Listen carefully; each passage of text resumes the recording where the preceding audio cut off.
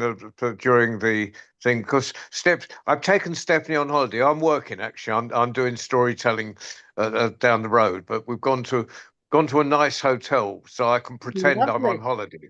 Oh, yes.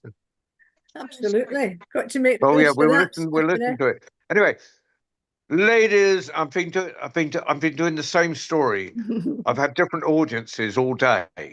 So, and it's a quarter of an hour on, quarter of an hour off, but I have to do the same story. Everyone has to get the same story. So I'm beginning to feel like sort of a tape recorder for those that can remember tape recorders. Uh, That's all of us here, I think, except maybe Peter, of course. Hi, Vita. Hello. Oh, look at that gorgeous Hello. baby. Oh. Right. Okay. So, ladies and gentlemen, girls and boys, and assembled company, welcome to the World Storytelling Cafe. And tonight is Stories for Children. You can tell that because there's a selection of white beards up, and but there is one child there, but Evita has hidden the child. But we have audiences from all over the place. We've got Switzerland. We've got we've the continent of Reading, um, and we have the village of Washington D.C. Now I think it's no more than the Hamlets these days, or maybe it'll disappear altogether in a flood. But hopefully, Bubba C will sit on a djembe drum and float out and survive it all. Um, but tonight, I'm going to stop blathering on and hand over to tonight's storyteller, who has been preparing for days for this. In fact, months. uh, and a happy Good Friday to everyone. And Rona Bubba, how are you? I'm getting there, John. Yeah, I'm getting there. Grand. Well, Yeah. could you get there to a story? Is I that can get possible? here. And I brought a Fan- wee friend with me, and I don't very often use props, but this was a very special story that I wrote for my grandson when he was It's a born penguin. 25 years ago. It's a penguin, but he's a very Ah, different little penguin. right. Hey, Well, I'm going to mute myself, or else I'll blather on forever. And I'll hand over to you, Rona. thank you very much, John. Thank you. Good evening, folks. This is a story that I wrote for my grandson 25 years ago, and it's about this little guy called Peter. And I think maybe if I could be spotlighted, Babasi, is that possible so that folks can see Peter properly? Yeah, Let me see what I can do. that would be grand. Because there's something special about this wee guy, and this is what I noticed when he was in the shop window. He doesn't have any hard pads on his feet, which means it's absolutely impossible for him to go out and play with all the other little penguins, because it just can't happen. So he was the saddest little penguin you've ever seen, and he had two little tear marks on his face where he would be crying because he was all on his own. Mummy was usually in the kitchen, so he was sad.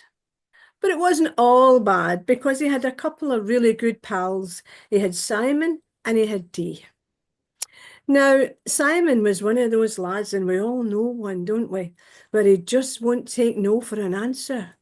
And it doesn't matter how many times his mum told him, no, I'm sorry, we can't do anything for Peter. But mum, surely they could cut his legs off and give him two new legs. Oh no, dear, that wouldn't happen. That couldn't happen. Well, surely there's somebody must know something. Somebody must know what we could do to help this little guy. And all of a sudden, she remembered something that she had learned in her childhood. She said, oh, I know who might be able to tell you how we could help Peter. The wise old owl that lives at the edge of the green forest. He knows everything. Well, Simon was flabbergasted. How can we get to speak to him? And his mum said, well, if you promise to do what I tell you, and somebody has to go with you, Dee'll come with me, he said. No problem. Well, if you and Dee take a picnic and go to the edge of the green forest, the wise old owl will find you. Can we do that tomorrow? Oh, of course. No problem. I'll make you up a nice picnic. So the next day, Simon and Dee trotted off to find the green forest. Didn't take long because it's quite big. You know, it's absolutely huge. And when they found the green forest, Simon's mum was dead right. It didn't take long for the wise old owl to find them, because he was very curious, and seeing two little penguins coming all the way from the snowy part of that country to the green part of that country was very unusual. Well,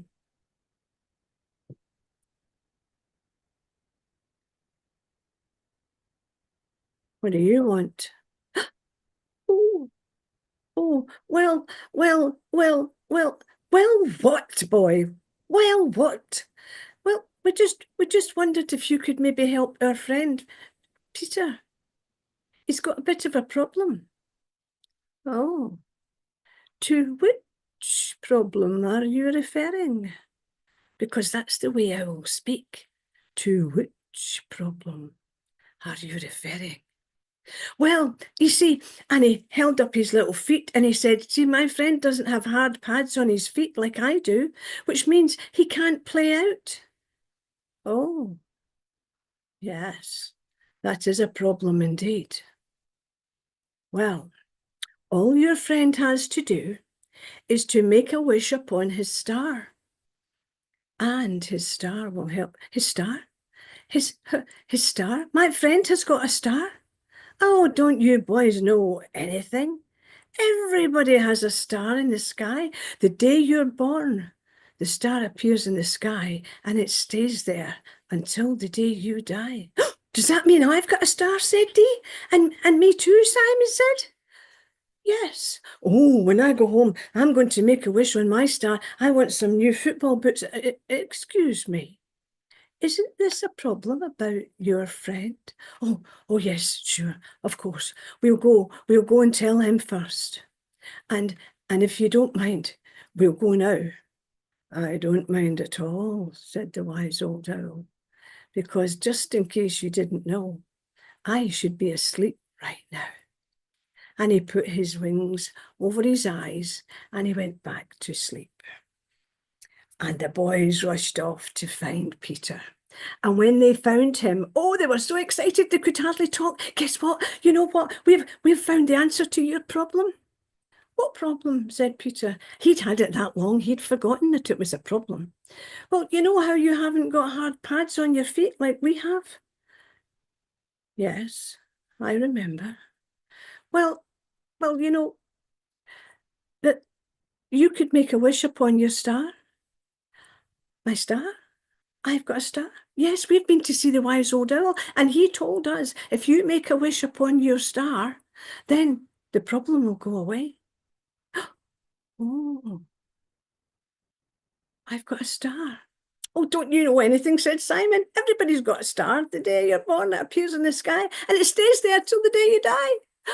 Wow. Well, at 4 o'clock that evening, it started to get a little bit dark, but there were no stars in the sky, not yet.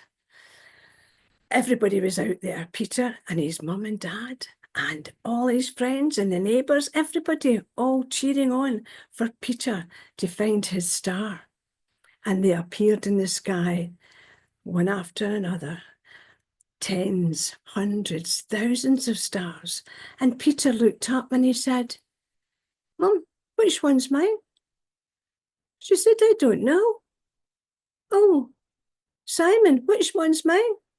He said, I don't know. Dee, which one's mine? He says, I don't know.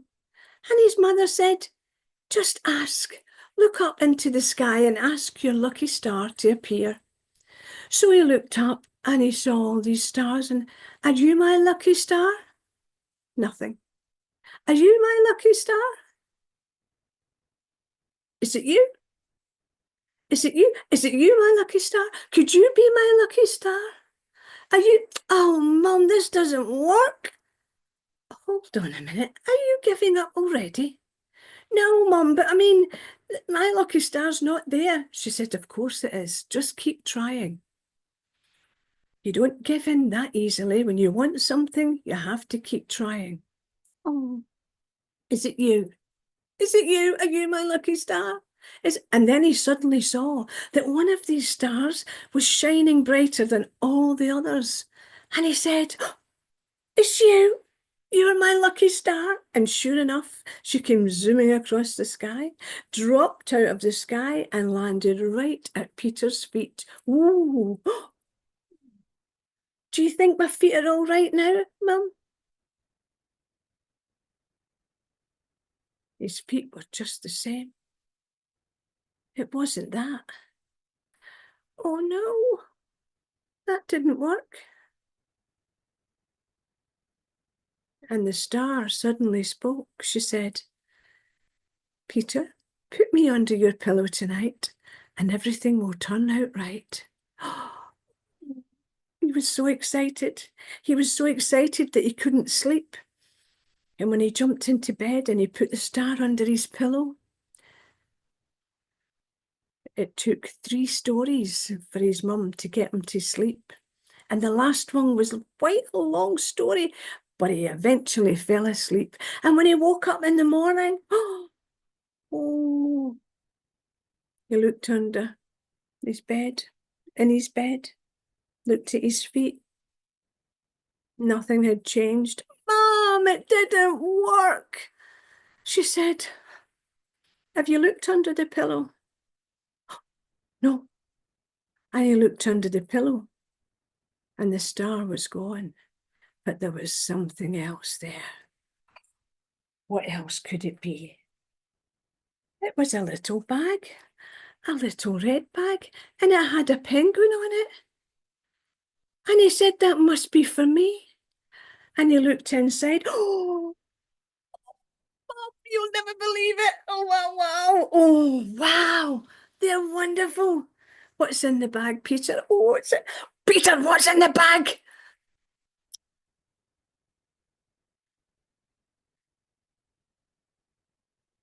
A little pair of boots. A fabulous pair of boots.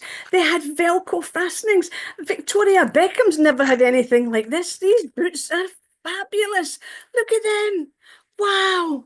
I'll be able to go out and play on the snow and everything. And you know what? He was so excited. He put these boots on and they fitted perfectly. It was as if they were made for him. Well, I know that because my papa was a cobbler and he made shoes, but he never made anything as fabulous as these. We never had boots, we just had shoes. These were very posh. Well, he put these boots on and he skated and he played football and he called on his friends, anyone for tennis? And off he went out to play. His mum went down to find him at lunchtime. Peter, lunchtime? Lunchtime's lunchtime, he said. I'm playing with my friends. I'll come home when I'm hungry. And he did. He went home at tea time, exhausted, filthy. Oh, but so happy. And he took off his boots and he went to put them back in the bag. And guess what was inside the bag?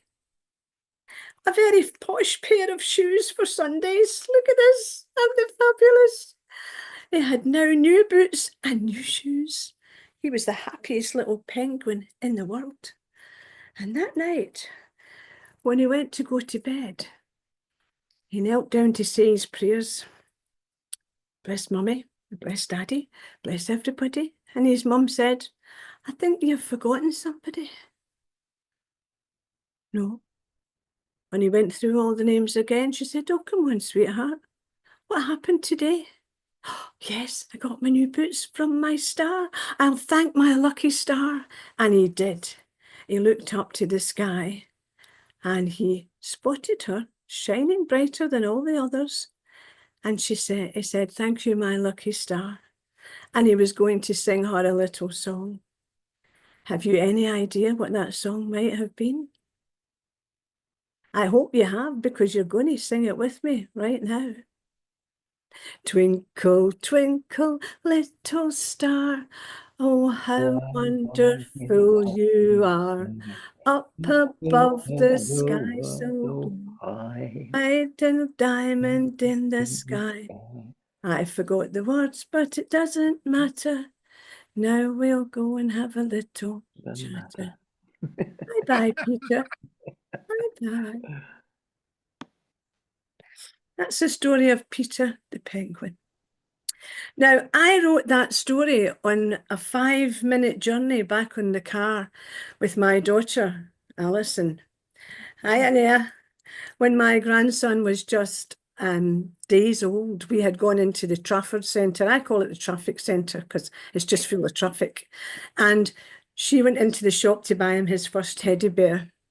And I was outside looking in the window and I spotted that little guy. And I saw that he had no hard pads on his feet. And I thought, that's not right. And I thought, we'll have to give him some hard pads for his feet so that he can play out. And then I was just about to go into the shop to pay for that. And I spotted the other character, my wise old owl. And I thought, oh boy, he's a cracker because he's got a grumpy face. He can be the wise old owl. They're 25 years old, these guys. They're not looking too bad, are they? Seriously. So, and I thought, I'll need to get that story into my head before I go home. And I got home and I typed it up. And that's it. You've heard it today. It's been told thousands of times, literally thousands of times. Because sometimes when I go into the schools that I've been in before, the kids will say, tell us about Peter the penguin, tell us about Peter. And that's how I know that there's no, quite often you'll have heard this a million times, guys. Oh, you've heard this story before. You might not want me to tell it again. Yes, we do, because that's the only way they stay alive, is you have to keep telling them. So unfortunately, my grandson hasn't obviously got that message in time. Nobody has, because I just realised about 20 minutes ago that it was me that was on tonight. I had completely forgotten. There's been a lot happening. I think you guys know there's been things happening in my life that have not been that great. But we're moving on. We're getting on with it. Now the story I'm going to tell you now is about Morag. Oh, Morag's a little cracker. She is a belter. She lives on a farm. And the farmer's wife has a big orange cat, and Morag is a little mouse. So she has to stay well clear of this big orange cat, or she would never see another daylight. But she's crafty, and she looks around because she remembers other little creatures like herself being around her, but now she's the only one left, and she's figured out what's happened. So she watches out for that big old orange cat. And when he's asleep, she comes out from under the mouse hole and she goes along the skirting board and climbs up into the larder and fills her mouth with food and then runs back while the cat's still asleep. It's a tough old job. But you know what? She's as fit as anything, because she watches Mr. Motivator on the telly and she does all the exercises. You know, she keeps herself, oh, wow, keeps herself fit watching Mr. Motivator. And she knows there's a big world out there and she wants to see that world out there. But she can't get out the cat flap. She's just not strong enough. So she keeps on watching Mr. Motivator and getting stronger and doing her exercises. And one day she makes that run at that cat flap and she's determined to get through. And she does. And she lands outside with an unceremonious bump. Ouch. Stands up, gives herself a good shake and thinks, ooh. And then she hears this noise. Oh, it's terrifying. Absolutely terrifying. And she turns and she sees this great big red monster trundling towards her. And she presses herself against the wall. Oh no, oh please, oh no, no, help. And then she realises what it is. It's a tractor. She has seen them before on the television. She's never been out and about in the farm. Oh no, this is her first journey out. Better be careful, she thinks to herself. I've got no idea what's out here. And she goes into the barn and she sees this big monster with a ring through its nose. And fortunately, there's a rope tied to that ring, and it's tied to another ring on the wall, so that big monster's not going anywhere. And she sneaks past it, and she comes to the corner, and she turns round, and she sees him. She stops dead in her track. It's another character just like her. Wow. And he spots her. Wow. Where have you been all my life? I've just been next door. In the kitchen? Yes. With that cat? Yes. You're very brave. Yes. And he likes the look at her and he says, do you fancy getting married? Married? I don't even know you. Oh no. Oh. I said, well, let's be honest. We could do things the conventional way. We could start courting and, I could come around and visit and stuff. He said, but what's the point? It's only you and me. I'm here on my own. Are you in there on your own? Yes. Really? Do you like being on your own?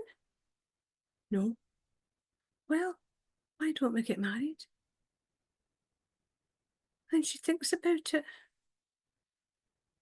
And she thinks, why not? He's very handsome. I like the look of him. And he's obviously brave. Well, what do we have to do? She said. Well, you just say, I would like to marry you. Would you like to marry me? And I'll say yes. And so she does. And it wasn't even that date in February when you're allowed to ask the man to marry you. Oh, no. It was just any other day. But she was absolutely determined now. That's it. I'm going to get married. So that was them. They were married. And she says, we won't live here. I don't want to live in this big barn. He says, well, what's your place like? She said, well, come and see. So he followed her back to the farmhouse. No problem getting through the cat flap because Malcolm, that was his name, Malcolm, was bigger than her and stronger than her. So he got through the cat flap and held it open for her to jump in afterwards. And they ran along the skirting board, making sure, first of all, of course, that the cat wasn't there. And when they went into the mouse hole, wow, this place is fabulous. It was decorated. And she'd made lots of little bits of furniture and things. She made a chest of drawers out of matchboxes. She made a wardrobe out of kitchen matches in the bigger box. He said, this is all very nice. How did you manage that? She says, oh, I watch Homes and Gardens as well. I don't just watch Mr. Motivator. Wow, he said, this is incredible. He said, this would be a nice place to bring up our children. Children? Oh, no, I'm not ready for that yet. I'm far too young to have children. He said, well, they'll come in time. Well, they came an awful lot quicker than she thought they would. Only a few weeks later, she woke up one morning and there was 6 little babies all attached to her.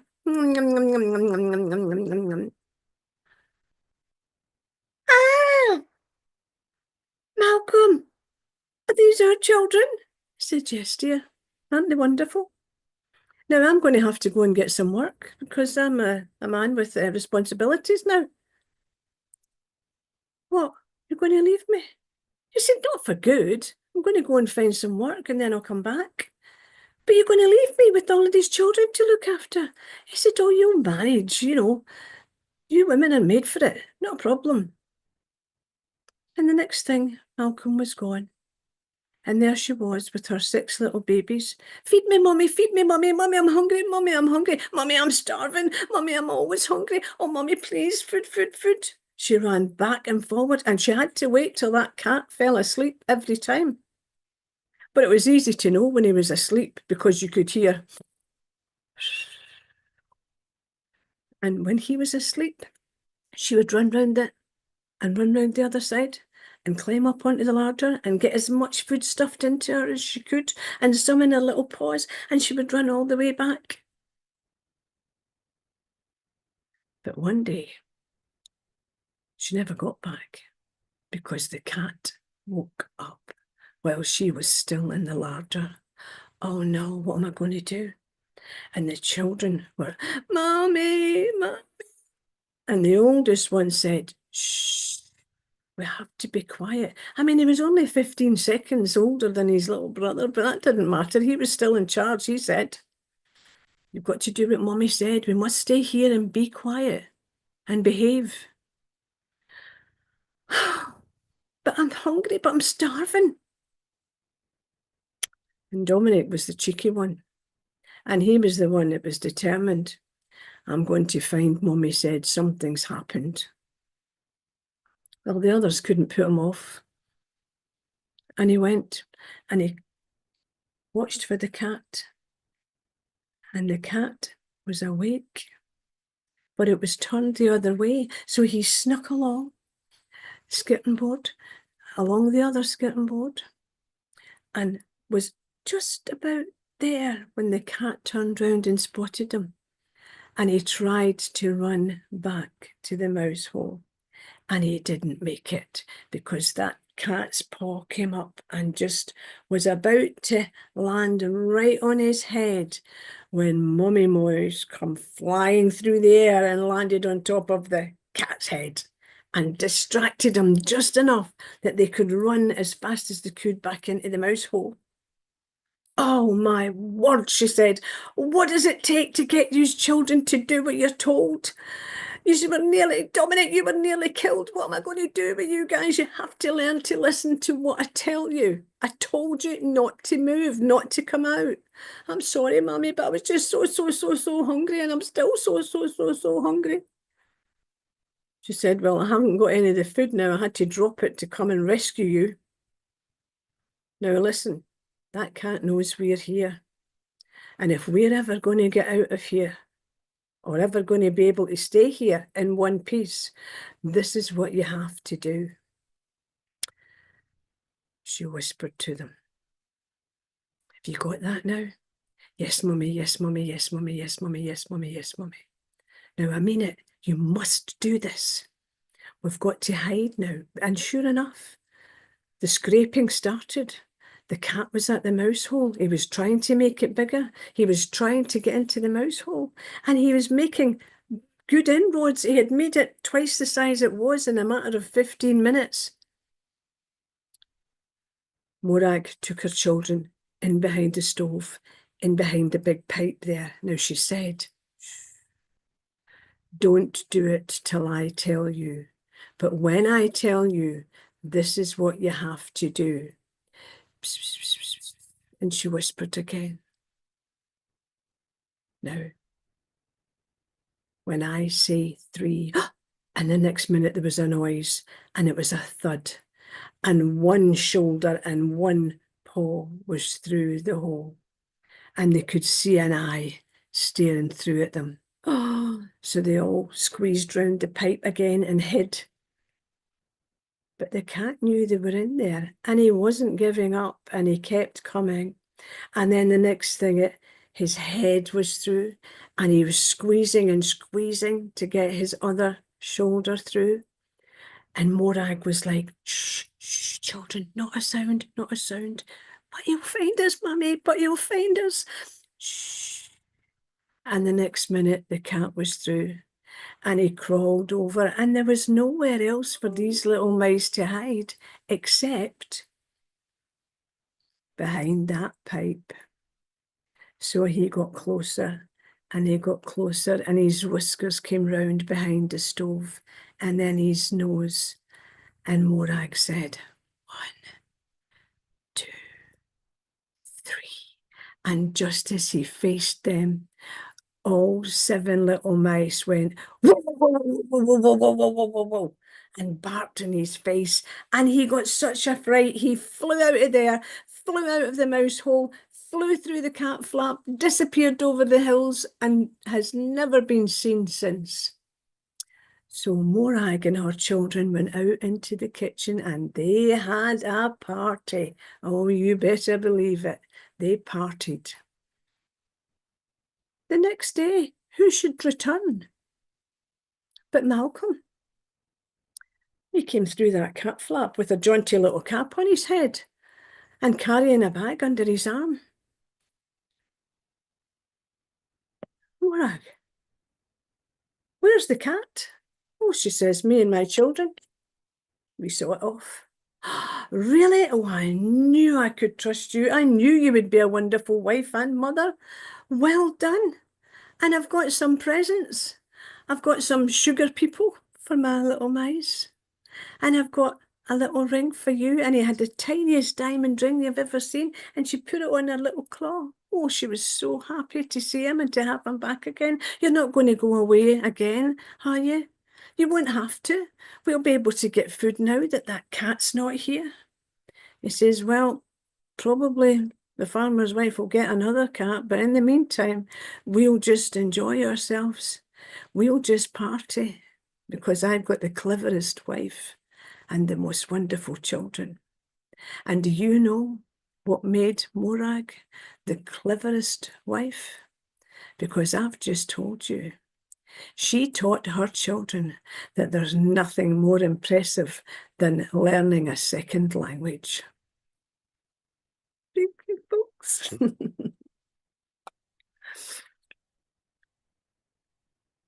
So even the mice are bilingual. Yeah. I'm still American and I'm still monolingual, but I'm working on it. Yes. Monolingual. So, yeah, I've got another little story. I'm laughing to myself because these are stories for children, and I've only got one little baby who's probably not even able to understand me yet. Gorgeous. You're muted, Evita. Can't hear you, love. He's listening very intently. He's meant to go to sleep, but he's listening to your voice and he's really enjoying it. He's used to stories. Oh. So carry on. He can't watch the screen. He's not allowed. No. But they can feel the energy. Beautiful. One quick. One Hello, quick. sweetie. Oh, it's gorgeous. Hello. What's your name? Arian. Alia. Oh. Arian. Arian. Thank you. Adrian. Oh, it's beautiful. So bye. I'm going to have to try to sleep. So I've got another little story. Sorry, Evita. He's not howling since he started the story, so that's a big advantage. Oh, that's good. Oh, well, I have been known to put people to sleep when I've been telling stories. Thankfully, it's usually the children. So I've got another little story that I'll share with you. And this story is about a little girl called Sally. But she's no ordinary little girl. She's got a special skill. And it's not one that everybody's particularly fond of, because this child can cry louder than anybody and makes more noise than anything on the planet. And when she doesn't get her own way, everybody knows it. She howls and she roars. And even one day, before her mother even got to the school gates, she could hear her daughter crying. Oh dear, it was awful. It was a shriek. And as she got inside, she said to the teacher, oh, I'm so sorry, she's at it again. What's the problem? What's happened? And the teacher said, well, to be fair, I understand why she's upset today, because a new girl has started at the school, Megan, and she's a lovely child. But Lisa, who was Sally's best friend, now wanted to be the new girl's best friend, Megan. And Sally felt left out. So she wasn't happy. She was very upset. And that's why she was crying. So her mum got her coat on and got her ready to leave the school. And she said, come on, we'll go and do something nice. You don't have to be crying. And it was the first week in December, and it was freezing cold and it was raining. And that made Sally even worse. She cried and she cried, and they got to the bus stop and people were putting their hands over their ears. This was really embarrassing for Sally's mum. She was mortified. Oh, Sally, please stop crying. There's nothing wrong with you now. There is. You don't know what it's like. She was my best friend and now I've got no friends, and wah, and off she was again. And they went upstairs in the bus and everybody was like, oh gosh, can you not shut that child up? But all of a sudden, the bus drew into the bus stop next to the Oxfam shop, and Sally spotted something. It was in the window of the Oxfam shop. It was a teddy bear, but it wasn't just any old teddy bear. Well, actually, it was a very old teddy bear, and it was torn. It had a rip in its tummy, and it was missing one eye, and it was sitting like this in the window. And Sally, oh, just fell in love with that bear. And she said to her mum, I want that for my Christmas. And her mum's wiping the condensation off the window in the bus and trying to see. And she said, what, the lava lamp? No. But the tennis racket? No. That, there, the teddy bear. Oh, Sally's mum was horrified. This thing was filthy. Oh, every germ known to man would be lurking in that thing. She said, oh, no, no, Sally, we'll get you a nice new bear. What? And she started again, and her mum said, okay, I'll tell you what. Shh, I'll tell you what. If you've got enough money in your piggy bank, you can have that teddy. Do you promise, Mum? Do you promise? She said, I promise. She had other plans. She was one of those mothers that crossed her fingers and put them behind her back and made her own wish, which was that that bear would never set foot in her house. The next morning, it was Saturday morning, and it was time to go to Asda and do the shop. And Sally had told her dad already how excited she was because she was going to get a new bear that day. And her dad said, oh, that's wonderful. And Liz, her mum, was standing behind her and going like this. And Bill, her dad, said, what's that all about? What are you doing that for? In the kitchen later on, this was. She wants to buy an old mucky teddy bear that's in the Oxfam shop. He says, and did you tell her she could have it? She said, yes, but my plan was to get her a new one. And no, Liz, that doesn't work. You can't do that. If you've told her she can have it, you've got to stick to your word. I told her if she had enough money in her piggy bank, she could get it. Well, I know she's got hardly anything in her piggy bank. And as it turns out, 10 minutes later, she comes down the stairs. I've got 80 pence, Mum, I've got 80 pence in my piggy bank. Do you think that'll be enough to get the teddy bear? And she turned to her dad, and in the meantime, Liz is like that. No, that's not happening. And Bill's looking at her. He's thinking, that is happening. Oh, please, please. They get in the car to go to Asda. And they get to the Oxfam shop first because Bill was a father of his word. And he said, if she's going to get that teddy bear, then that's where we're going first. Oh, Sally. I mean, Liz was furious. She said, I'll miss my best bread. I won't be able to get the bread that you like. And then that'll be all. Never mind, he said, I don't care about the bread. And he took her round to the shop because Liz refused to get out. She says, I'm not going in there. People might see me. He said, oh, grow up for goodness sake. It's a charity shop. You've not got much charity in you today, have you? She said, you haven't seen that thing yet. Just wait till you see it. Well, when they got round and into the shop, there was a woman inside and nobody else. The shop was empty. And the woman said, oh, hello, what's your name? And she said, Sally. And I've come to get that in the window. And she said, what? She said, the bear. And the woman said, oh my word, I am so pleased. Do you know, I was ready to take him home. I did not want him to spend another Christmas in that cold window on his own. But he'll be much happier to go home with a little girl like you. And she took the teddy bear out of the window. And she put him in one of those big brown paper bags, you know, that the Americans, that you guys get your shopping in. That's what she put him in. And she folded it over and she handed it to Sally. And Sally grabbed it like this. Oh, she was so happy. And, but maybe I've not got enough to pay for it. And the woman said, how much have you got? And Bill's heart was going boom, boom, boom, boom, boom, boom. Oh, please. She said, I've got 80 pence. And the woman said, well, you'll never believe it. That's exactly how much it costs. Well, she went out that door with that teddy bear and a grin wider than her face, I'm telling you, and her dad walking behind her, so proud of her. When they got to the car, she went to step into the car and she realised that the bear wasn't there. It had fallen out of the bag. Remember I spoke about condensation when the bus? Well, there was condensation in the shop window as well, and that teddy bear's bottom was all wet and it fell out the bottom of the bag. Well, Sally started to scream louder than she has ever screamed. And her father was trying to placate her. Come on, he says, we'll go back, we'll find it. Don't even think about it, Bill. We need to get to Asda. Liz, we're going back. She slammed the door. She was furious. She wasn't going in. And when they walked back all the way and couldn't see it, I mean, it was only a few 100 yards, but there was no sign of the bear. Oh, Dad, somebody else has found it and picked it up. But when they got to the shop, it was back in the window. But there was a sign on it that said, not for Sally.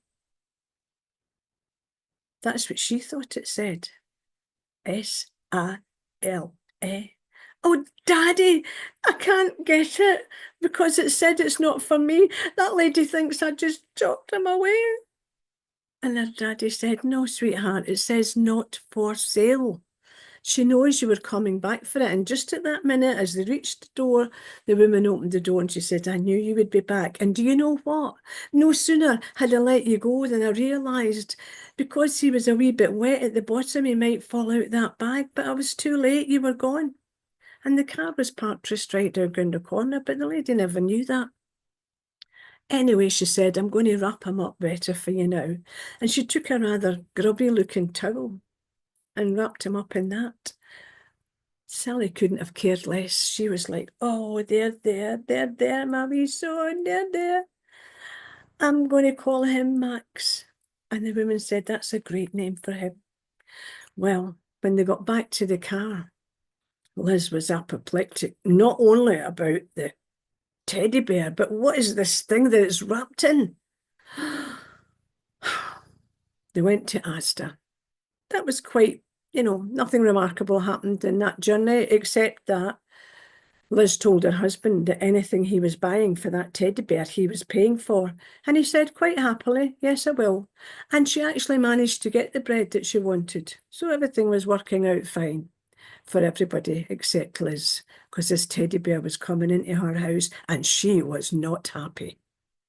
When they got inside, into the kitchen, well, I hate to tell you what she did. Sally went to the toilet and was washing her hands, and her mum picked up that towel and put it in the bin. Then she picked up the teddy by its ears and no, she didn't put it in the bin. She put it in the washing machine, and she put soap in the washing machine, and she pressed hot wash. That little bear didn't know what hit him. He was getting battered and battered around this washing machine. Soap in his nose, soap in his ears, soap in his eyes. Oh no, get me out of here, get me out of here. And at last it started to whir and stopped. And she took him out by the ear. Had no sensitivity at all, this woman. poor lad, hanging there.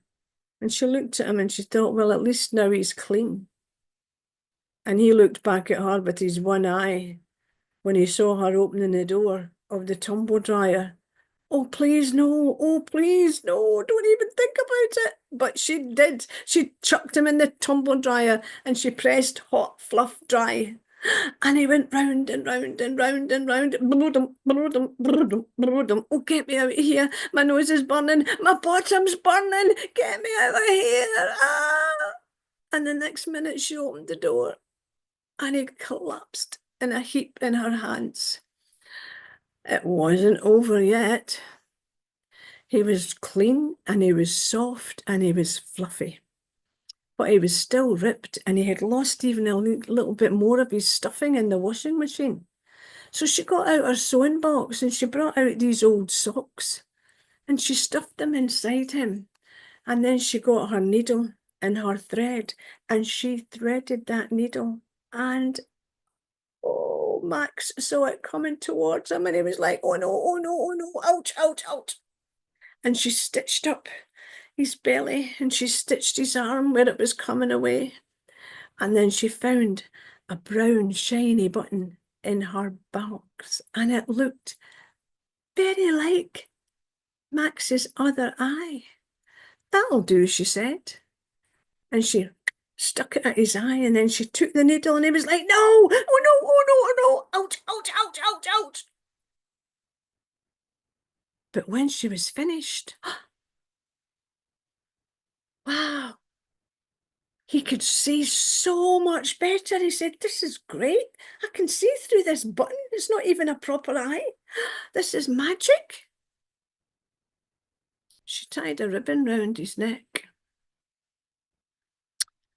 And she went through to the living room. And she knocked on the door and Bill was watching television.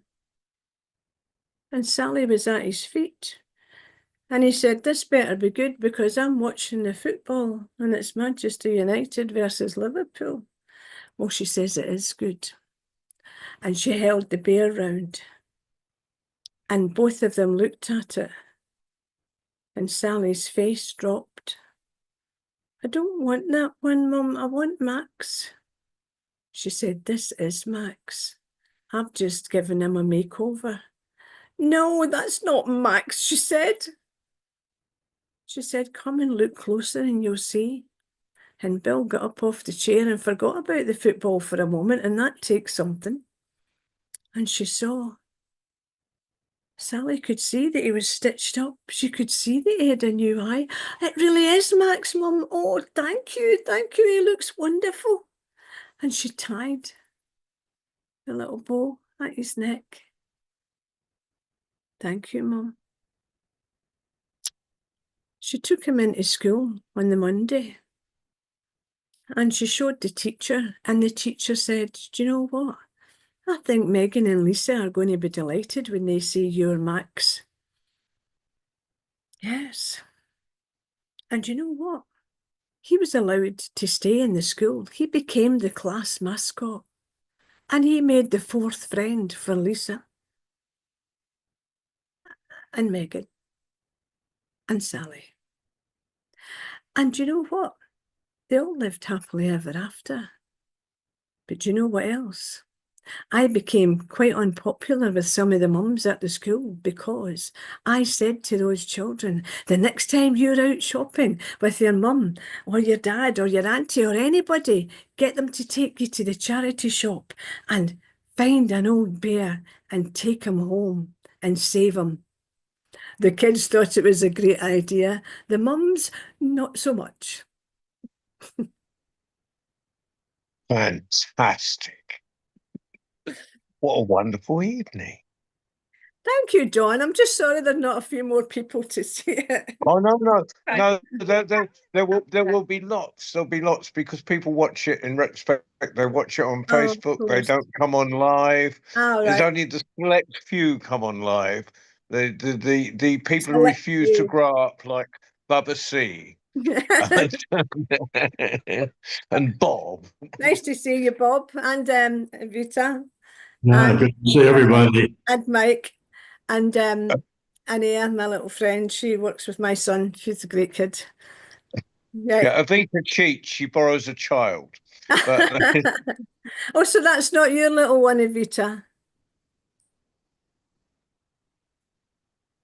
You you're have a muted, darling. I darling. was singing. It's a grandson. It's a grandson. Oh, wow.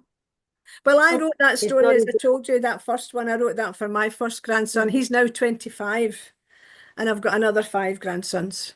No, I've got another 5 grandchildren. I mean, 2 of them are granddaughters. Yeah. Yeah, it's fun. Now I have Fantastic. he has his own story, but I'll tell it to you one day. Bubba and Oh, John have heard it about Baby Man another wonderful. time. Yeah, Ah, In a children's count, Mike, I'm sure. wonderful. well, what's happening next week? Stephanie, did you fall asleep? No, I was just relaxing and listening to your Oh. story. She's been laughing all Laughing. I couldn't hear the story because she kept laughing. Well, I'm glad Anyway, you guys enjoyed it. Thank you so much. I'm glad now you told it. Thank you so much. Thank you, Rona. Yeah, it's good to see you, Bob. Yeah. Thank you. I well, love what's telling happening next week? children's stories. Sorry? What's happening next week?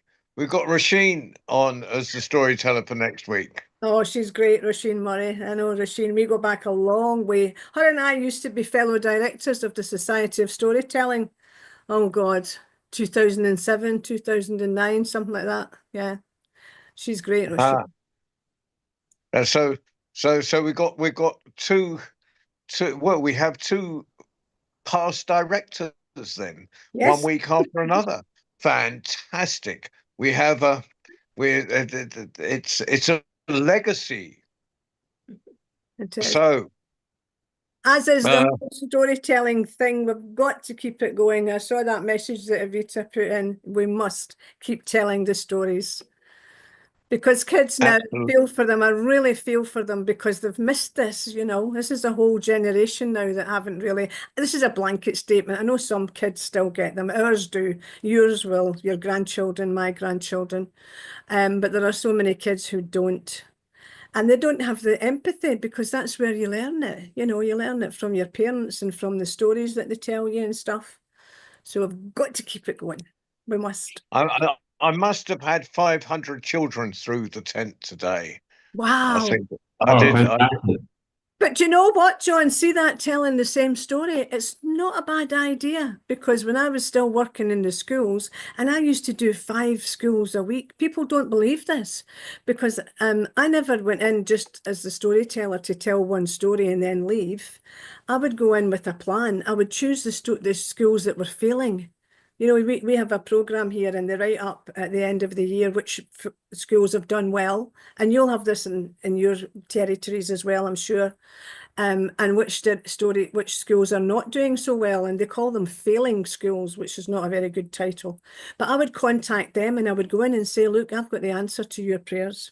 Because one of the problems with the children will be that they can't concentrate or they've got no imagination or whatever. And this is a cure-all for that. And then I would tell them a couple of stories and then I would say, right, I can do Tuesday afternoons and I'll do that for the next 3 months. And they just would go, oh, okay. Because schools tell lies. They tell people that they've not got any funds, but they have. They get funds for every child that's statemented for a start. So that money's there. And I tell them, if you haven't got it, tell them you need it because your children need the stories. But the other thing was, I had this clever little trick that I used to use called a rubric, which was a graph that I made. And I would put down the names of the children in the class. And I would put down along a line of 3 rows, it would be listened well, sat well, or didn't sit well, fidgeted or whatever. And then I showed that, and it was true because it did happen. We know this happens, you know, the kids' behavior would change. They would sit, listen quietly, you know. So once I proved to them that it actually worked, that was it. And so I would go into schools, like I went into Broomwood for 7 years. I went into Little Hilton for 6 years, every Thursday or every Tuesday, whatever day it was. But the thing was, if you've got that going, they'll keep it going if it's actually working, and it does. It really does. Mm. So we've got to get into the schools and keep them going. But Well, the reason I started telling you that, sorry, John, the reason I started telling you that was because before I went in every day, I would have to think, well, I've got 6 classes, so I need 6 stories. I didn't need 6 stories. I could tell the same story to every class. It just hadn't dawned on me for about 5 years. And then one day the penny dropped and I thought, I'll tell them all the same story. But then I would give them a little something to do with the story, not just they had to do a little activity or something. Like with the Anansi stories, we had to make spiders. So 4 children would become the spiders, you know, with the 8 legs, things like that, and how to draw a spider's web. That's a funny activity because everybody draws an umbrella, don't they? You were going to say something, Evita? Yes, I'm sure that happened to all you storytellers. When you tell at a folk festival, for example, and you go, but you're invited back the next year, the same children, like your core audience, come back and you have your program, but forget it. They say, can we have the one with the dragon butter? Yeah, Can we have remember. the iguana and the fairies, please? I said, but you already know this story, but we want it Yeah. again. Like, we just have a good memory for stories. I know, So yeah. yeah, you're right. You're well, right. I They're had wired I for had one family in Cambridge that used to keep coming back and back and back, and Wonderful. Wow. and they kept growing. So every year I'd try and put in a new story into the set, and I'd say, "This is one for you. You haven't heard before." And they'd get all the ones, their favourite ones, plus their one. But when I was doing, when there was 5 schools a week, and I'd travelled the country, I used to do different stories to every class Yeah. and tell them they could swap them in the playground. Great, good idea. I'm going to have that, John. Can I steal it? Well, I When own nothing. Yeah, I used still to do. tell, I've not had an original idea in my life. So don't you? I used to tell The- stories at a children's museum. yeah. And one year a lady came in and she said, "Do you remember me?" I said, "Yes," because I did. I said, "Do you remember my little my girls? We used to come to you on a regular basis." And she said, "Well, these," and she pointed to these young ladies, "these are my daughters, and these are their daughters." So I had 3 generations of the same family, you know, and so I had to do. But the thing that happens with me is that I have to do the bobble wrap wherever I go. If I don't do it, Yeah. yeah, if I don't do it, they will demand it. Yeah. So Yeah. that's when you know you've made a connection. That's when you and Yeah. I connection. used to dress really weird, Babasi. I used to make myself look like a witch. It doesn't take much, I have to say. I used to put on a long black wig and I wore all in black, you know, and red nails and red lips and, you know, looked a wee bit kind of evil. Well, when I was But the younger, I kids used to loved make it. myself look like an old man. It took me an hour and a half to do the makeup, and then I noticed it was taking me longer and longer not to look as old as I was. Well, I used to tell the kids I was 284. And you know the most worrying thing about that? They They never believed you. said you don't look it, little band. Ooh. Not one of them ever said you don't look No. 284. I was My when they ask how old I am, I say I'm older than the forests and younger than the hills. oh, I love it. Oh, Yeah. wow. But the best, we better stop in a minute. But while we're swapping these anecdotes, I used to do a weekly thing up on the Norfolk Broads, which is which is an area in the east of England, and there was one it was mainly tourists came, but there was one local family came, and it would be 4 or 5 generations of them, everything from great grandmother to babe in arms, Fabulous. and and they used to love I love you more than salt stories. So each week I would research during the week and find a new love you more than salt story. And I can't remember I mean, they didn't stick in my head, but it was just a lovely thing to do. Meanwhile, we have kept Waleed. Waleed, are you feeling Thank any you, better? Willie. Is he not well? Waleed wasn't very well yesterday. Oh dear. Oh, I hope he's feeling better. Oh. Are you feeling So better, Willie? Willie, are you there? no, he's muted. Ah. I'd bring him some hot vegetarian soup, but it's a long walk to America. Yes. Oh, Just before we do shut down, I want to tell you one thing. My favourite group to work with was the teenagers who were excluded from mainstream schools and put into these PRU units. And I went into one day with all that different gear on because I couldn't look like a school teacher or one of them. You know, I had to be one of the kids until they got to know me. So I walked in this day with this young mentor, and he said to the boys, there was 7 of them, and they were aged 15 and coming up for 16, and they were all sat in a semicircle round one boy. I'll use a bad word here. I'm sorry about this, Evita, but your granddaughter's too young to know what this. And the young mentor introduced me as a storyteller. And this one young lad turned round with a look on his face that I can hardly describe. And he went, I won't say the word, I'll just say the effing storyteller. He said, we're no 5. Anyway, her stories are shit. I thought, Whoa. oh. Whoa. What do you do here? Well, one day I will tell you what I did because it was quite spectacular. And I was then going back into that PRU unit for another 4 years. And that was just before I retired. And I bet that person became your biggest fan. And not only that, I became his. He was so clever, John. That lad was so clever. Because when I finished telling the story that I told them, which was The Warriors, which is a brilliant story to tell teenage boys, there was silence, and the young mentor said, oh, come on, boys, that deserves a round of applause. And this boy turned and gave that same look to him this time, and he said, sir, we're contemplating. Well, I didn't know who was the most shocked, him or me. I said, contemplating? What the hell is this boy doing here when he's using words like contemplating? I'll tell you that story where he ended up another time.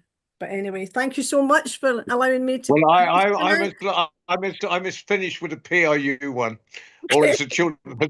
It's one of those where I was working 1-to-1. It was well, they were supposed to go to a PRU, but they refused to go. So I used to go to the children's home where they worked because and where they lived. And I was talking to this boy and probably telling a story, and suddenly he's facing the window and on my back is to the window, and suddenly he's gone and he's across the garden and out the back gate. What I hadn't noticed and he had was there was a police car coming down the drive. and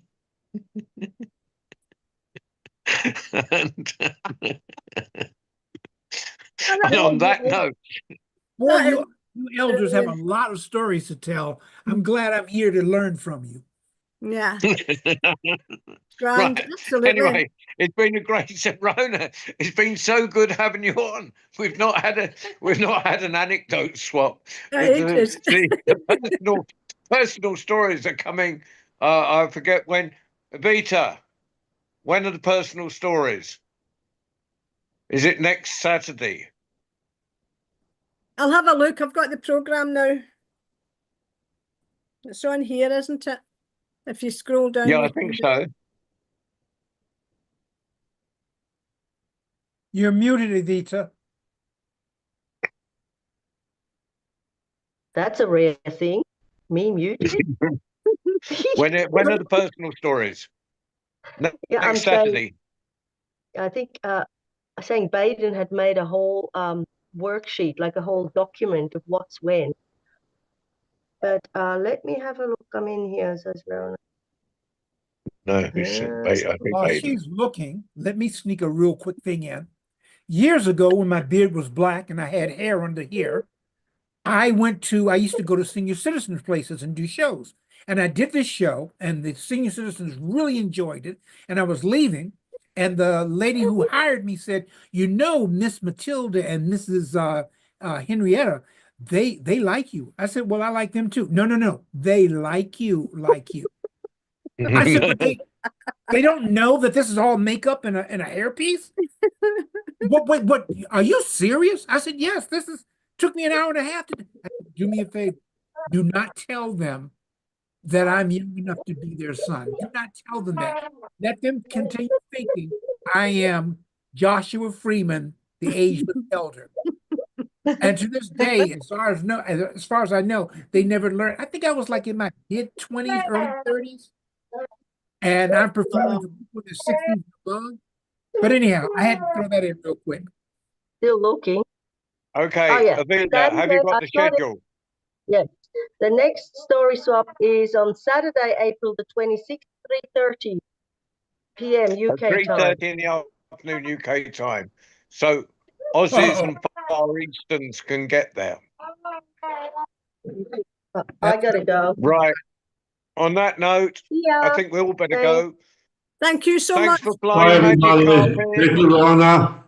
Thank you. Bye, Bye. everyone. See you soon. Right. Fabulous. Thank you. God bless. Thank you, elders Thank you, Wade. and Stephanie. Bye. And thank you for flying the magic carpet ride, Waleed. I hope you're feeling better. Yeah, bless him. I think he's shut off at the moment. Great to see you guys. See you. I'm trying to Take care. leave. Waleed, just for you. See out. I'll explain that one day, John Rowe. Thanks, Wade. Okay. Thanks, guys. Bye. Take care. All right. I'm Gonna trying take to my find the nap. leave I'm button. trying to find a